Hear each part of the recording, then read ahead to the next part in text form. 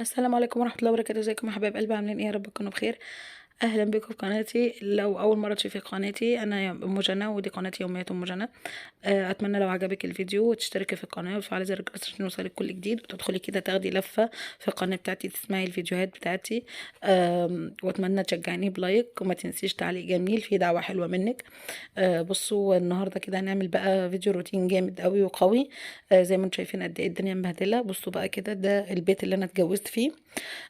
بيت حماية وحماتي، وانا وسليفي كنا موجودين فيه. بعد كده بقى ابتديت ان انا انقل عشان لما كان شغلي يعني. ما باجيش هنا كتير يعني. الاول الصراحه كنت باجي كل فتره كده، ابات يوم او اتنين، وكنت بدخل انضف الشقه كل فتره. بس هنا بقى اتحولت لمخزن كراكيب، اللي هو كل ما اكون مش محتاجه حاجه في شقتي اجيبها هنا. تمام. فطبعا كمان لما بكون محتاجه انقل حاجه، جوزي اللي بينقلها لي، فطبعا مش هيجي يقعد يرص بقى ويودب وحاجات. صراحه كان بيجي يرمي ويمشي. فانا زي ما قلت لكم ان انا بعمل بقى ركنه جديده. وعشان عشان الركنه تيجي تتحط في الصاله فيها انتريه القديم بتاع الشقه دي. هيضطر بقى ان احنا نرجعه تاني، ان كنت حاطه احتياطي كده لحد ما ربنا يكرم واعمل ركنه. الحمد لله ربنا كرم كده، وهعمل ركنه ان شاء الله هتيجي في خلال كام يوم. فقلت ان انا لازم بقى ايه اوضب.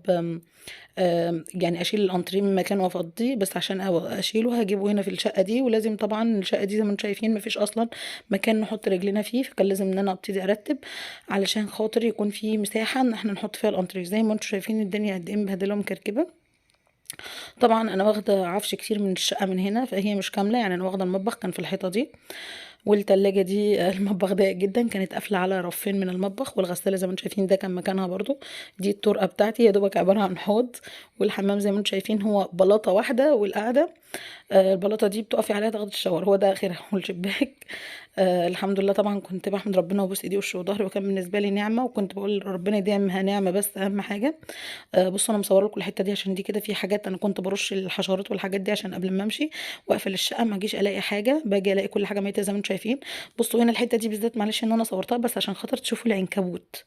عنكبوت زارع، بصوا من تحت خالص لحد فوق، عامل كميه الغزل بتاعه ده بيعمله، او بيت العنكبوت ده. بصوا التراب، يعني انا بعمل برجلي كده عشان اوريكم كميه التراب قد ايه. المكان ما دخلتوش يا جماعه بقالي كتير خالص يعني، ممكن بقعد بالسنه ولا اتنين ما باجيش. فزي انتم ما شايفين انا طبعا المفروض ان انا مقفله المكان، بس برضو في تراب بيدخل من تحت الشبابيك من تحت البيبان. هنا كده الميه انا قافلاها، قافله الميه وقافله الغاز. موجود برضو بوتاجاز وانبوبه، موجود كل حاجه، والتلاجة وكله. المطبخ انا لسه نقله قريب في الشقه بتاعتي. آم، بصوا بقى الكركبه. انا طبعا مش يعني انا نضفت الشقه دي كلها في يوم، بس ان انا اجمعها لكم كلها في فيديو واحد صراحه كان صعب يعني. الفيديو بعد ما اتسرع وبعد كل حاجه طويل جدا، طويل قوي، مش هينفع ان هو يبقى في فيديو واحد. فانا اقسمه لكم على فيديوهين. الفيديو ده هينزل النهارده اهوت بتتفرجوا عليه. بعد كده ان شاء الله تاني يوم هنزل لكم الفيديو التاني على طول بكره باذن الله. اتمنى بس لو عجبكم الفيديو ما تنسوش تشجعوني بلايك، وتشتركوا في القناه لو مش مشتركين. ولو انت مشتركه جديده ادخلي قولي لي في التعليقات عشان ارحب بيكي، وادخلي خدي جوله ولفه حلوه في القناه عندي. بصوا بقى دي تعتبر كان انضف مكان.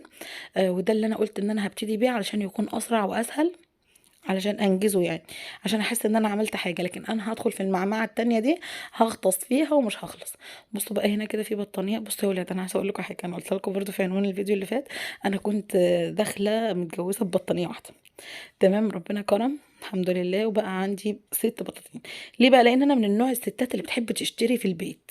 انا ممكن ما اكلش وما اشربش، بس اشتري حاجات في البيت، اشتري ستاره، اشتري بطانيه، اشتري مفرش حافظه.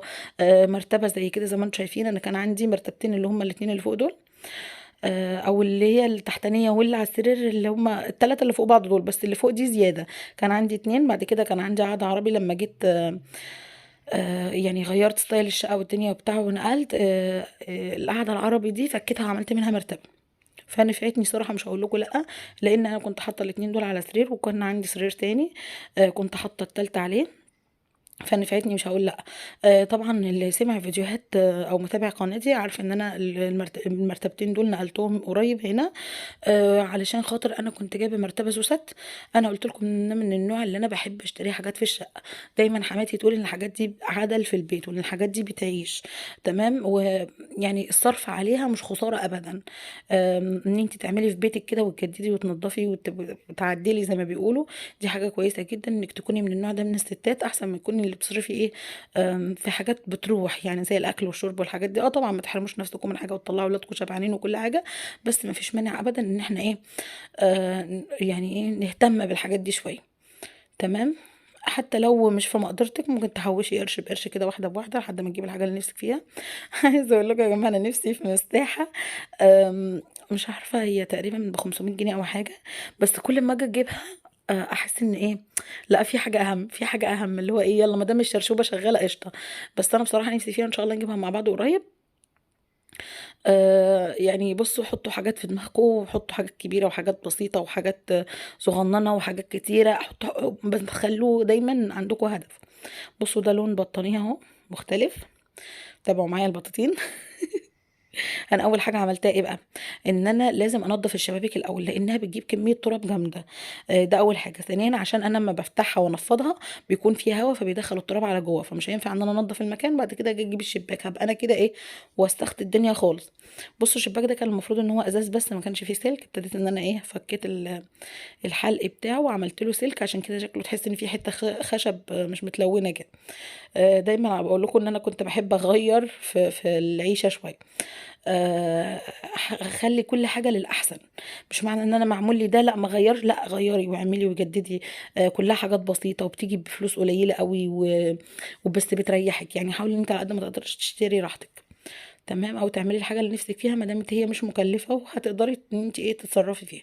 طبعًا كده نضّفت الشبابيك وسِبتها مفتوحة تنوّر المكان وكمان تهوّيه، لإن ده مكان مقفول بقى له فترة. تمام، عايزة أقول لكم أنا الشقة ما كانش فيها أي ريحة وحشة خالص ولا مكتومة ولا أي حاجة، بس الصراحة كان لازم تاخد تهوية لإن هي مقفولة بقى لها فترة.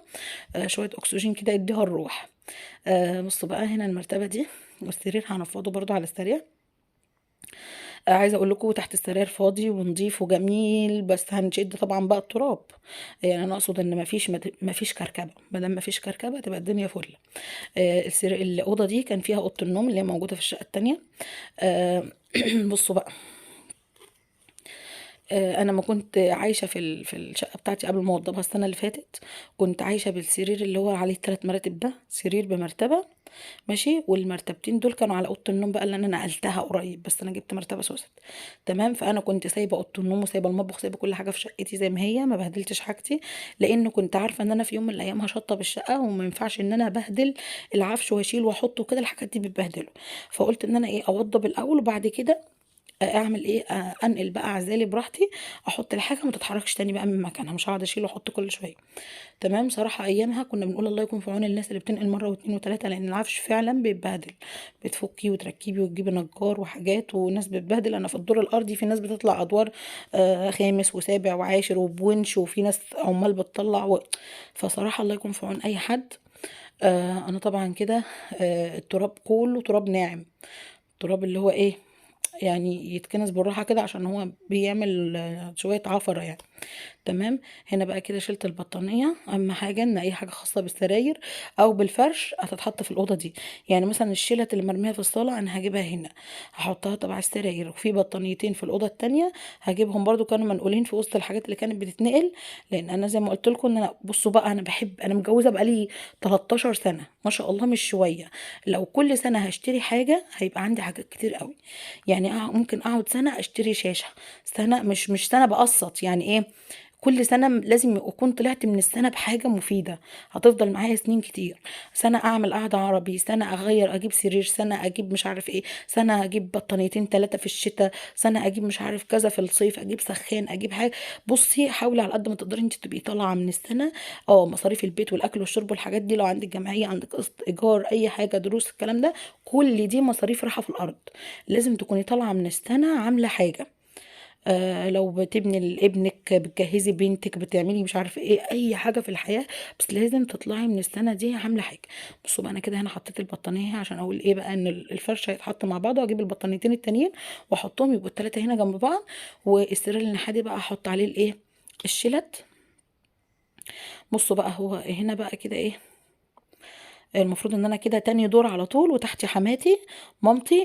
طبعا احنا جينا، قلت اطلع بص بصه كده وبتاع. قالت لي لا هناكل لقمه. قلت لها طب بص اشوف كده الدنيا فيها ايه، هستغل الوقت بحيث ان احنا ايه، يعني ننجز الدنيا. انا طبعا عايزه اقول لكم طول ما انا شغاله برضو المقشه على الحيطان، بنزل اي تراب، اي عنكبوت او كده. تمام. قلت لها هطلع بص اشوف الدنيا فيها ايه. على ما طلعت بصيت كنت خلصت الاوضه دي لانها ايه، ما فيهاش كركب. بصوا بقى كده، هنا الشيله دي اللي انا بقول لكم عليها، كان عندي منها 7 ظهر و7 قاعده. يعني حوالي 14 شلته، وكلهم قطن، ما بقاش منهم غير الثلاثه دول. لان خدت منهم بقى مراتب.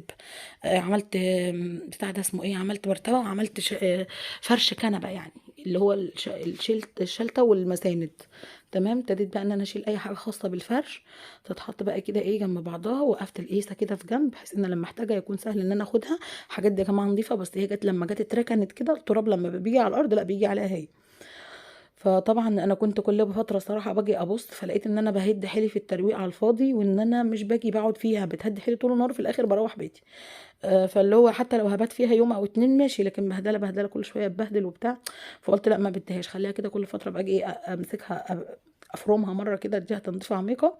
وخصوصا بقى ايه الحاجات.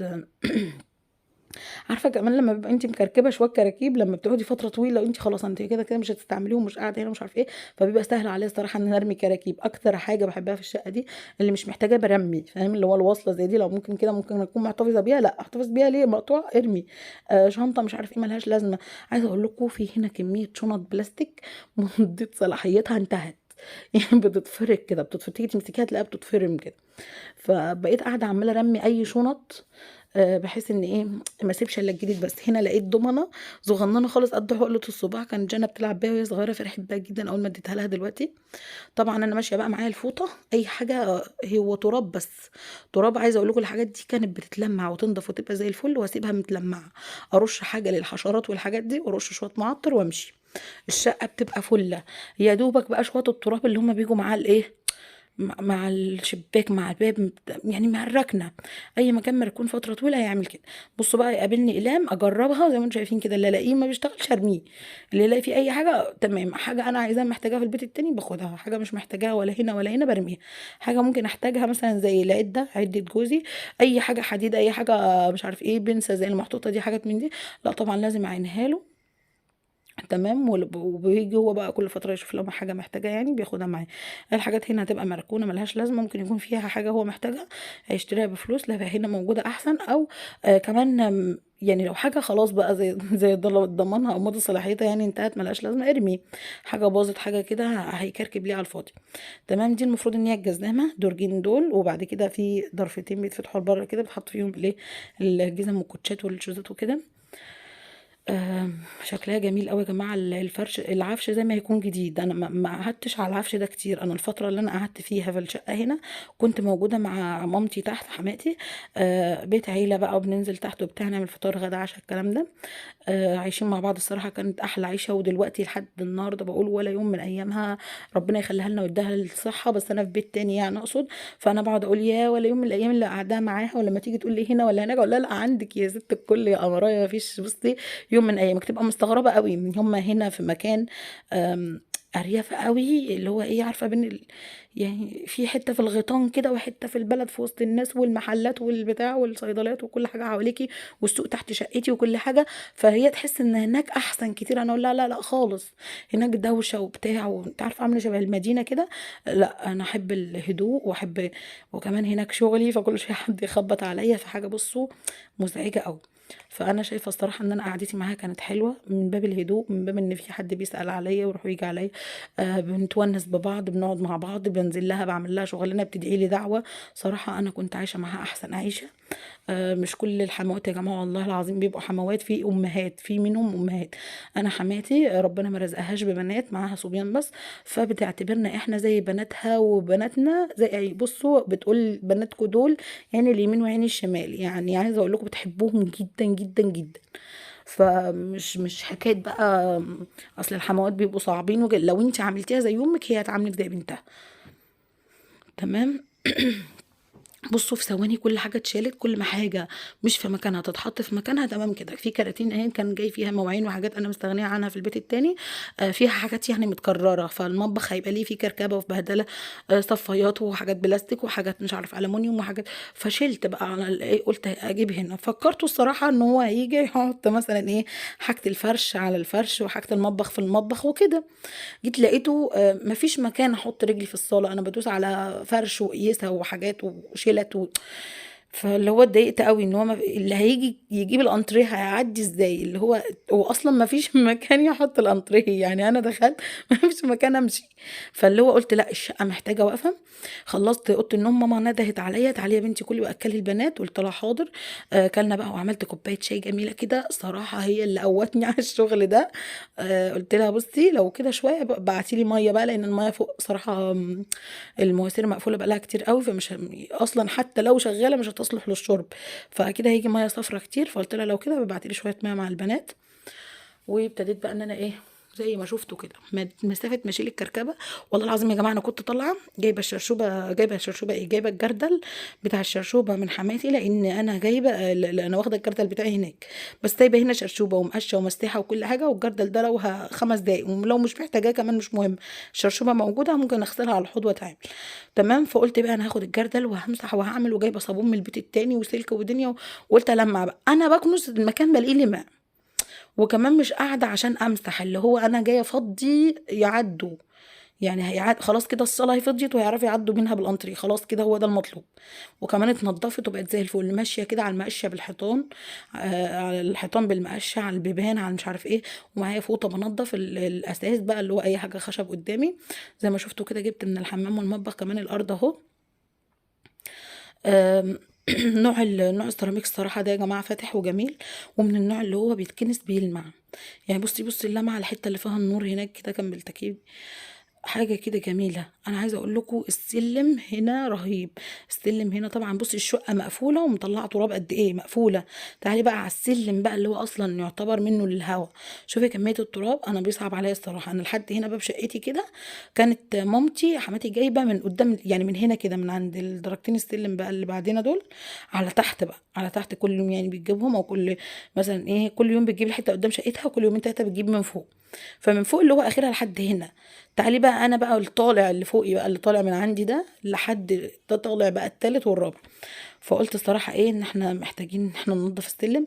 انا الاول كنت هسيب الباب لحد ما انضف السلم. تمام. فرجعت قلت ان لا الباب محتاج متبهدل قوي بتاع، لو كده لو اتبهدل تاني بعد ما اكنس السلم مش مشكله، ابقى ماشيه عليه ايه مقشه او فوطه او كده. تمام. نضفت بقى كده ايه الباب.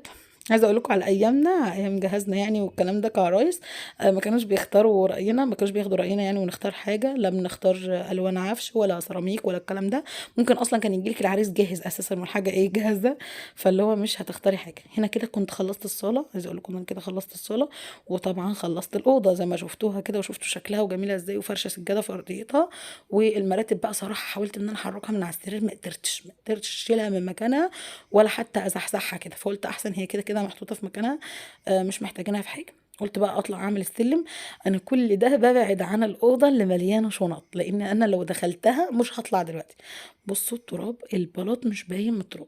انت هتستغربوا لما تلاقوا لون السيراميك اللي انا عديته ده، لما تشوفوا لونه لما يتكنس تشوفي كده تقولي بني غامق، الكنس بيبقى نبيتي يعني اللون اصلا متداري.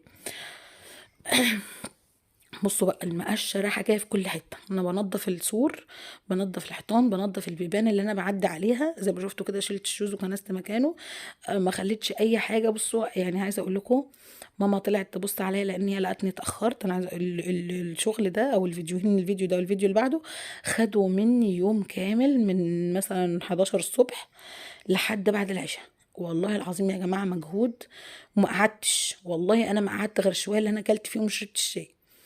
تمام. لقيت بقى مامتي في الاخر خالص: يا بنتي ايه عملتي ايه؟ طالعه بقى لقيت السلم. انت عملتي السلم؟ قلت لها: ده انا جبتهولك من الرابع. قعدت تدعي لي: يا بنتي يا ده حبيبتي ده ما حدش بيجي. ده مش عارف ايه. قلت لها: ما حدش بيجي يعني يبقى مش نظيف؟ ما حدش بيجي مش مشكله برضو، بس يبقى نظيف عادي، ايه يعني المشكله؟ فبصوا زي ما شفتوا كده، بصوا السلم مطلع ايه. بصي لون البلاط ايه بقى، وهو عليه تراب وهو مش عليه تراب. ده لما بيتمسح بيبرق، بس عشان هو فوق وبيقعد فترة. يا جماعة على فكرة احنا فين وفين على ما بندخل الأماكن دي، في اللي عايش في مصر ومش بيجي غير كل فترة طويلة، كل كام شهر. بيجي ليلة مثلا، فاللي هو جاي ليلة خلاص ممكن يقعدها عند أمه تحت وخلاص بقى، ليه هيروقوا ويعملوا ببهدلوا. بس بجد بأمانة البيت لما كنا ساكنين فيه عمره في حياته ما كان يبقى كده ولا ربع كده. انا حماتي قمة في النظافة وما تسكتش على البهدلة دي ابدا. عايزة اقول لكم كنا بنمشي على الحيطان دي كمان ندعكها، ونمسك الشرشوبة دي نخلي الارض فل. انا بس بحاول ان انا على قد ما اقدر، اللي هو منها بتكنس التراب والدنيا بتنضف، وفي نفس الوقت انا مش قاعدة عشان مسح ودنيا وكده كده الدنيا هتبوظ تاني. فاللي هو على الاقل الارض بانت، الارض بصوا ما كانتش باينة اصلا من التراب، فالمجهود بان. لا انا بقى لو هقعد حتى لو ليله واحده مش هقعد في تراب عمري. انا اللي المقشه ما تنضفوش الشرشوب هتجيب وهيلمع. تمام. الدنيا اتبهدلت جامد بسبب المده اللي احنا قعدناها ما جيناهاش فتره طويله قوي. عايزه اقول لكم كمان ممكن تكون مامتي كمان بتطلع كل فتره كده تقوم جايبه السلم. تمام. عايزه اقول لك كنت باجي الاول صراحه، افتح الشقه ومش عارف ايه وبتاع، حتى لو مش هروقها ابص عليها، وكانت بتوحشني وكده. لكن لما كنت باجي بقى والاقيها مكركبه كده صراحه كنت بزعل. فما كنتش برضه ان انا اجي، يعني ما كنتش برضه ان انا اجيب المفتاح اصلا وانا جايه، عارفه ان انا خلاص مش محتاجه منها حاجه، مش هدخل. فخلاص ما بجيبش المفتاح، باجي اسلم على مامتي تحت واقعد معاها نعمل لقمه ناكل مش عارف ايه، ناخد بالنا من الدنيا تحت كده ونروق مكان عيالي يبقى قبل ما امشي. عشان صراحة عيالي ما شاء الله ما بيقعدوش ربنا يا رب يديهم الصحة ويخليهم لي، ويتشاقوا ويتعفرطوا ويبوظوا وانا انضف مكانهم، لان عيني العيال ما بيهدهاش غير المرض، واحنا مش عايزينهم ابدا عيانين، فعايزينهم دايما فيهم صحة. والحمد لله ان ربنا رزقنا بالذرية الصالحة، ويا رب ارزق كل مشتاق. عايزة اقول لكم ان ايا كان ان انت معاكي بنت او معاكي ولد او معاكي اي حاجه، احمد ربنا ان انت معاكي، واحمد ربنا ان طفلك سليم معافى ما فيهوش اي مشكله. احنا في نعمه يا جماعه، الحمد لله الحمد لله. مجرد ان احنا ناخد نفسنا بس من غير ما نتعب. النفس يا جماعه في ناس ما تقدرش بتتنفسه، وفي ناس بتبلع ريقها بتتعب يعني. مجرد ان احنا نبلع ريقنا ما نتعبش مش تعبانين الحمد لله. طبعا امي الله يرحمها كانت تقول لي دايما: الصحه ما بتتوفرش، واعملي لحماتك وما تخليهاش محتاجه حاجه، وخليها تدعي لك. يا بنتي ده ما عندهاش بنات هتعتبرك بنتها. كانت بتقولي كلام حلو قوي، مش من عارفين، مش من انواع الامهات اللي هم خرابين البيوت دول، اللي تقول لك تعملي لها ليه مش عارف ايه والكلام ده، لا خالص والله ابدا. بصوا بقى هنا طبعا ما ينفعش ابدا ان انا انزل بالتراب ده على تحت على حماتي كده، خلاص ده الدور بتاعها، انا كده قدام شقتي المفروض ان انا هنزل. بصوا اصلا الدنيا اتطربت ازاي، احنا كنا طالعين كانت الدور بتاعها كان كويس، كان مكنوس ممسوح والدنيا جميله. تمام. فاللي هو من اللي احنا جبناه من فوق برضو عفر عليها، فاضطريت ان انا اركنه كده في جنب، ده كده هجيبه بالجاروف. بعت البنات يجيبوا لي الجاروف، ندهت عليهم يعني من تحت قلت لهم هاتوهولي عشان الم الزباله. انا كده ركنتها اهو، وقلت على ما يجوا اكون نضفت اي حاجه. تمام. انا طبعا مش هنزل برضو بالتراب ده خالص، انا كل ما هنزل الدرجتين ثلاثه دول هاجي عند الحته الواسعه دي، اللفه بتاعت السلم دي، وهروح جايه لما التراب عشان ما ينزلش معايا تحت، لان كمان آه هي هم فاتحين باب الشقه كمان، والولاد قاعدين بيتفرجوا على التلفزيون فاتحين كرتون يعني. مجرد ان انا انزل بالتراب ده كده العفش باظ، مش بس البيت شكرا كده الركنه هتتبهدل والدنيا عندها تتبهدل. فبصوا احنا جايين انتوا جايين تجاملونا ولا جايين تقرفونا؟ انت جايه تعملي لي مصلحه ولا جايه تبوظي لي شقتي؟ فاللي هو لا انا كنت عايزاها تدعي لي يعني، فاهمين؟ زي ما انتوا شايفين كده الدنيا برضو والله كانت اتبهدلت من التراب اللي نزل. بصوا الدرجتين دول، انا كنت مفكره هنا بقى كده ان الكاميرا جايبه، فكنست كده على السريع وقلت لجانا بقى لو جدع كملي لحد تحت بقى، هاتي المدخل كمان كده اللي هو تديله تلميعه عشان التراب اللي نازل ده ما يبهدلش الدنيا. وطبعا طول ما انا شغاله بجيب في الحيطان واجيب في السور والكلام ده. تمام. تحت بقى بتدي تلميعه كده بالشرشوبه بمعطر بمنظف، الدنيا بتبقى عسل يعني. انا مامتي حماتي هي اللي علمتني النظافه. انا كنت جايه من بيت اهلي، والله هتضحكوا. كنت جايه من بيت اهلي بكنس الارض بتكنس ورايا. بكنس كده اوش بالمقشه دي كده اشد التراب، بتكنس ورايا تاني بتطلع تراب. ما كنتش بعرف اعمل ايه. طبعا هنا كده خلصنا، وزي ما شفتوا الدنيا بقت زي الفل. استنوني في الفيديو الجاي اكمل لكم بقيه الشقه. اشوفكم ان شاء الله في فيديو جديد على خير. ما تنسينيش في اللايك لو عجبك الفيديو، واشتركي في القناه. اشوفكم على خير ان شاء الله في الفيديو الجاي. باي.